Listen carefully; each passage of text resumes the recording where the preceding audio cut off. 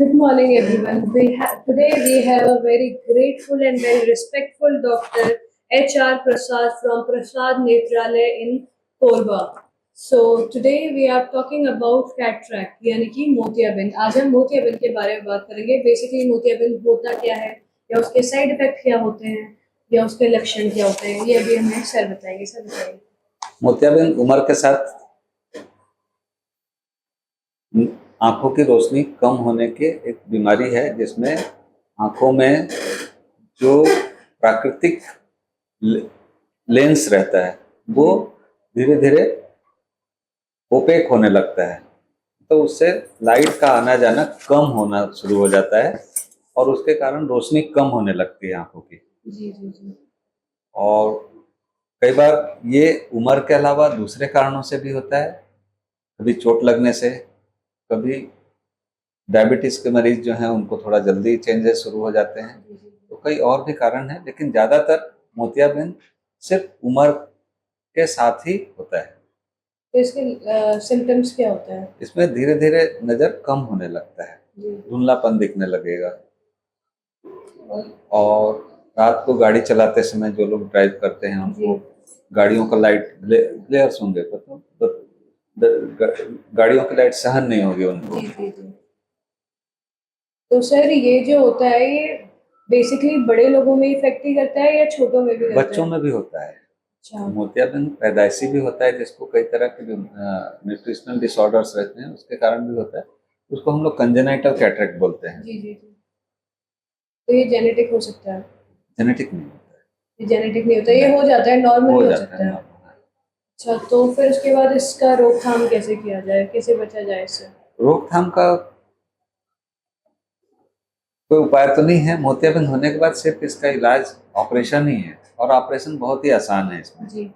Operation में जो प्राकृतिक लेंस है जी, जो ओपेक हो गया है जी, उसको हम लोग निकाल करके उसकी जगह आर्टिफिशियल लेंस डालते हैं, जिसको आईओएस बोलते हैं, इंट्राओकुलर लेंसेज बोलते हैं. जी. तो सर वो तरह तरह के आते हैं.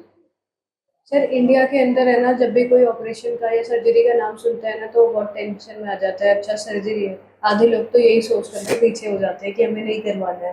तो सर्जरी इसकी जो करवाते हैं वो सेफ होता है कि नहीं होता है? आज के तारीख में सर्जरी बहुत सुरक्षित है. जी.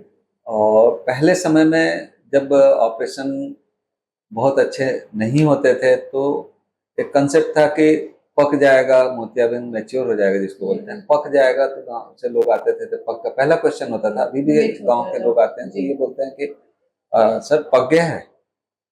तो अब ये पक गया वाला कंसेप्ट खत्म हो गया है.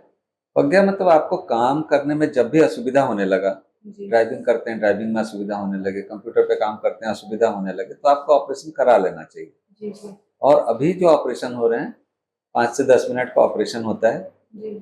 और बहुत ही महीन ओपनिंग करते हैं, छेद बनाते हैं 2.2 mm का, और उसी से मोतियाबिंद को अंदर इमल्सीफाई करके, आजकल फेको इमल्सिफिकेशन प्रोसीजर होता है, जिसमें फेको मतलब लेंस होता है, फेको इमल्सीफायर मतलब लेंस को लुदगी बना देना, गला देना, और उसके बाद उसको सक कर लेना.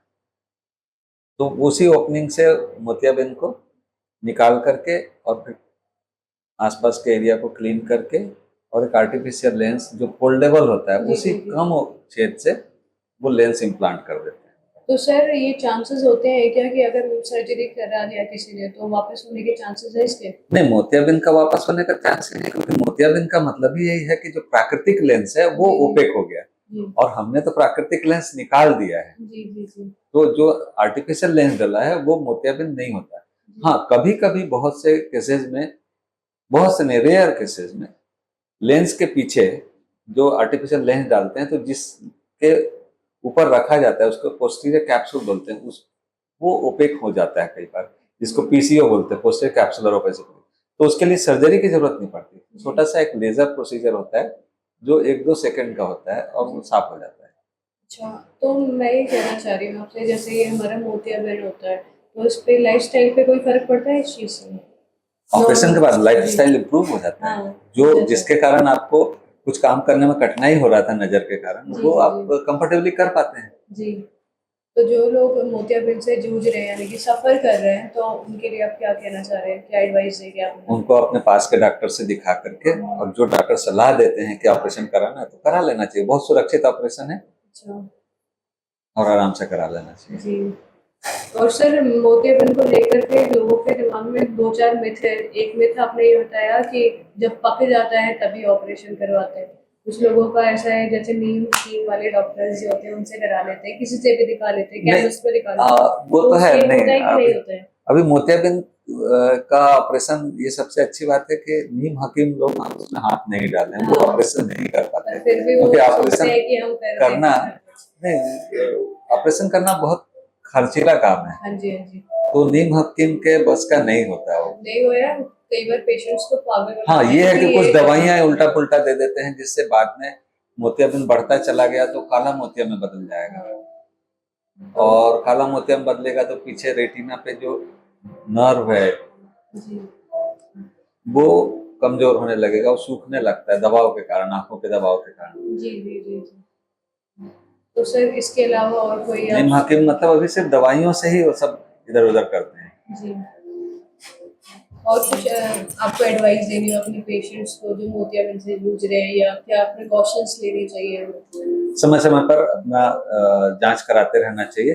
जी नजर कमजोर हो रहा है तो शुगर के मरीजों को, ब्लड प्रेशर के मरीजों को जी जांच कराते रहना चाहिए। उसमें अगर बीच में कभी पता चलता है कि मोतियाबिंद हो रहा है तो अपने डॉक्टर की सलाह पे, जो कंफर्टेबल जोन में डॉक्टर रहता है वो बता देता है कि जी अब आपका ऑपरेशन का टाइम हो गया, तो विश्वास के साथ करा लेना जी चाहिए। जी जी। थैंक यू सो मच, आपने मोतियाबिंद के बारे में लोगों को अवेयर करा। ठीक, क्योंकि थैंक यू। Thank you.